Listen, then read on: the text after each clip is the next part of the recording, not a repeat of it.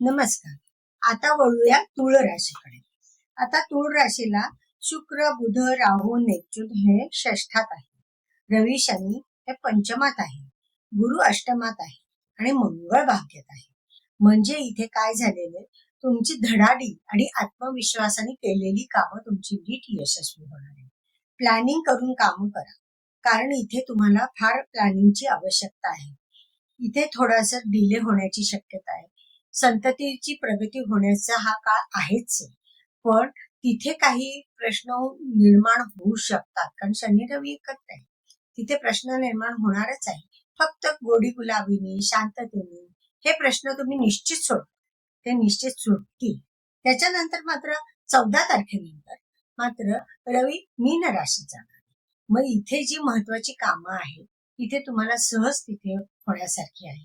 कोणाला स्पर्धा परीक्षा असतील, परीक्षा असतील, आणखीन काही कॉम्पिटिशन असेल तर सहज तुम्हाला यश मिळणार, कारण तिथे राहू पण आहे आणि नंतर रवी पण तिथे आलेला आहे. आणि स्वतःच्या कौशल्याने आणि स्वतःच्या प्रयत्नाने तुम्ही यश संपादन करणार आहात. प्रयत्नांची पराकाष्ठा होणार आहे, खर्च वाढणार आहे, इन्व्हेस्टमेंट वाढणार आहे, कारण प्रगतीला ते आवश्यक आहे, ते तुम्ही करणारच आहे. कारण प्रयत्नामध्ये तुमचं सातत्य वाढणार आहे, प्रयत्नाला यश येणार आहे. ह्या चांगल्या आणि अतिशय उत्तम गोष्टी आहेत. घरामधलं वातावरण शांत ठेवण्यासाठी ही तुमची जबाबदारी वाढणार आहे. घरातलं वातावरण हे शांत ठेवलंच पाहिजे, कारण तुमचं लक्ष सगळं तुमच्या कर्मावर असणार. त्यामुळे काय झालेलं आहे, घराकडे थोडंसं दुर्लक्ष होऊ शकतं, ते होऊ देत एवढंच करा. बाकी सगळं व्यवस्थित होणार आहे. प्रयत्न यशस्वी होतील, पॉझिटिव्हिटी तुमच्यातली वाढणार आहे, तुमचं व्यक्तिमत्व वाढणार आहे, तुमची पराकाष्ठा वाढणार आहे.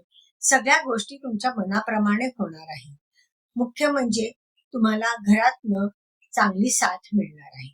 त्यामुळे तुमचा उत्साह वाढणार, काम करण्याची कपॅसिटी. त्यामुळे अर्थातच घरातलं वातावरण चांगलं असेल की काम करण्याची कपॅसिटी, डोकं शांत राहतं, त्यामुळे ती वाढणार आहे. तुम्हाला यश येणार आहे. आर्थिक दृष्ट्या हा कालावधी उत्तम आहे. त्यामुळे ह्या राशीच्या लोकांना हा कालावधी उत्तम जाणार आहे.